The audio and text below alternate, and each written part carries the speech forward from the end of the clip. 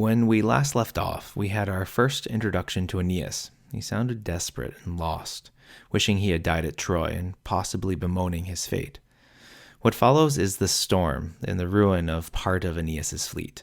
These lines are action-packed and full of violence, and we can hear and feel this violence by paying attention to the effect of Vergil's meter and how he arranges the long and short syllables in the line.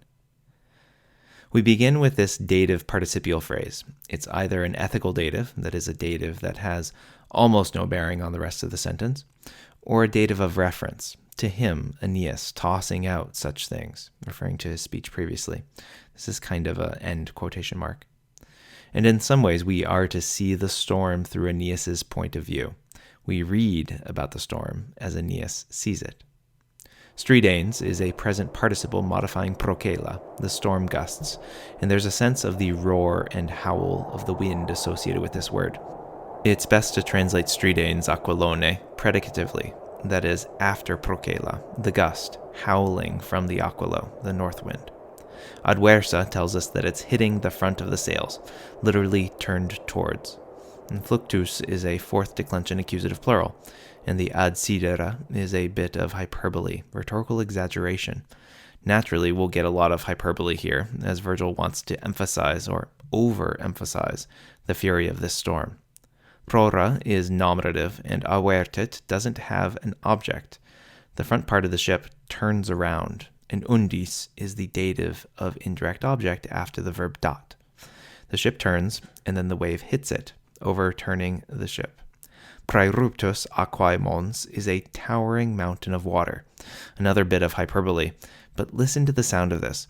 The monosyllabic mons at the end of the line is very rare in Vergil. There's a bit of archaism in this, since earlier poets like Aeneas have monosyllabic line endings more frequently.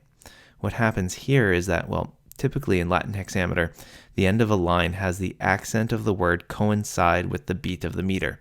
So the beat is always at the beginning of the foot, and the accent for the words in the fifth and sixth foot is almost always on this beat. Let's look at the previous line. The accent for avertit is on the E syllable, which is the beginning of the foot, and the accent is on the U syllable in undis, also the beginning of the foot. Avertit et undis. And this sort of accent and beat coincidence doesn't really happen at the beginning of the line, by the way. Franguntor remi tumprora. But having the monosyllabic mons at the end of the line screws this all up. The accent in aquae is on the A syllable at the end of the fifth foot, and mons has its accent at the end of the sixth foot. It's a violent, emphatic ending, possibly emphasizing the violence of the storm. So let's keep going. He, here, are men, the sailors from the ship that gets overwhelmed by the wave. His are more men in the dative, for these. And you can translate the first he as some and the second one as for others. Vergil changes the case for variety's sake, and it's a figure of speech called polyptodon. There's another hyperbole in line 107 as the wave reveals the sea floor. And that's the terram, in between the waves. Aistos, which sometimes refers to heat, here means the swelling of the sea. For the next bunch of lines, we are going to be talking about ships. Trace in line 108 and 110, it's the alternate accusative form of trace, the number 3.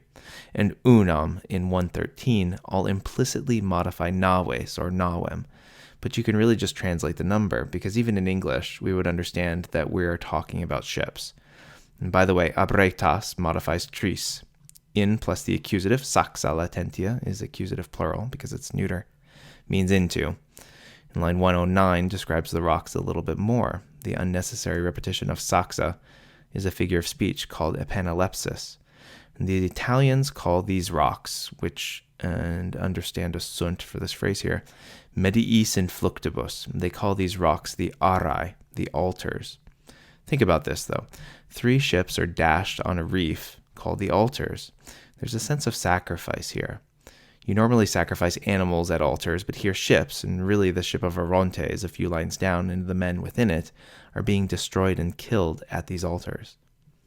This is the first of many instances of metaphorical or actual sacrifice for the sake of Aeneas' mission in Rome. The beginning of 110, the huge back, refers to the Greek name for this reef. Servius, our ancient commentator, tells us that this reef was known as the horse's back. Vergil's own message here tells us that he's deliberately calling them by the Italian name, the altars, to bring up this idea of sacrifice. We have 3 more ships in 110 that the east wind takes. Abalto is from the deep sea. We've seen this use of the adjective altus before. And the Syrtes in line 111 could refer to a specific set of sandbars near Carthage. Next, we have a pathetic interjection with the ablative supine miserabile visu, miserable to see. The subject of inlidit and kingit is still the Eurus, and the object is still the 3 ships. The metrical effect of this line is pretty cool, too. The coincidence of accent and beat occurs in the final 3 words, agera, kingit, harenai, which produces a very dramatic and final stop after this line. Our attention turns to one more ship, this one carrying Orontes and his Lycians. Lycia is a part of Asia Minor on the far southwestern edge, and Sarpedon, whom Aeneas mentioned in his speech just prior to this section, is from here. Ipsius in line 114 refers to Aeneas himself, so we are reminded that we are seeing this from his point of view. A vertice means from high above, reinforcing how huge this wave, or the pontus, actually is. There's a full stop, a diaresis after ferret in line 115, where the second foot ends after ferret. Normally in hexameter, you don't have a word ending at the end of a foot in the beginning of the line, because it causes the reader to stop. But that's exactly what Vergil wants us to do here, a dramatic pause. And this pause is repeated in the next line after volvitur in caput. This is heavy stuff. The magister, the helmsman, by the way, is named Leucaspis, and we meet him in Orontes in the underworld in Book 6. Poor guys. Death at sea was a miserable thing in the ancient world, since it meant that you would not be buried. That's a necessary thing to cross the Acheron on Charon's boat. Ilam in 116 refers to the same ship of Orontes, and in 116 and 117 it gets sucked into the whirlpool and swallowed up. The subject of ad parent slowly revealed to us, one by one, over the next few lines, as if they are appearing to Aeneas. So it's his point of view, remember, as we read them. Rari nantes in 118 are scattered men, that's the rari, or maybe even men here and there. Swimming, that's the nantes. Then we see arma virum, and doesn't this remind you of the beginning of the Aeneid? Except in this case, virum is genitive plural, a syncopated form of virorum. And then tabulae show up. And finally, Troia Gaza. Also, check out how Vergil emphasizes speed of the whirlpool and the wreckage of the ship with his meter. Torquet agens circet rapidus vorat aequora vortex. Dactyls in line 117 to reinforce the image of the vortex, but ad parent rari nantes in gurgite vasto. Spondes in 118 when the men appear. Even just the sudden shift from dactyls to spondes is stunning. So let's finish off. In line 120, we start a short catalog of 4 ships. The first is Ilioneus's. He's Aeneas' spokesman, and remember that. And next is that of brave Achates, Aeneas' armor-bearer. Both Ilionei and fortis Achati are in the genitive case, after the accusative validam navem, and the object of vicit in line 122. Vergil varies his construction in 123.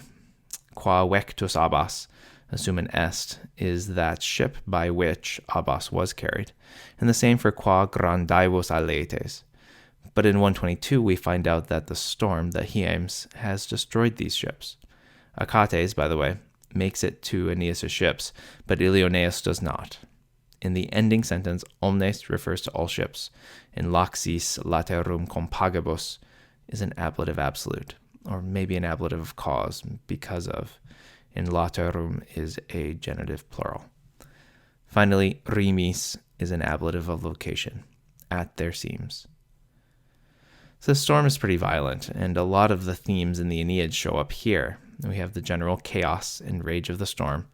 There's also the idea of sacrifice and altars, and the overall helplessness of our hero Aeneas when faced with powers beyond his control. But the one thing that will overcome this rage and fury is a man of piety, which will be the subject of some videos to come. But first, Neptune calms the storm and tells the winds who's boss.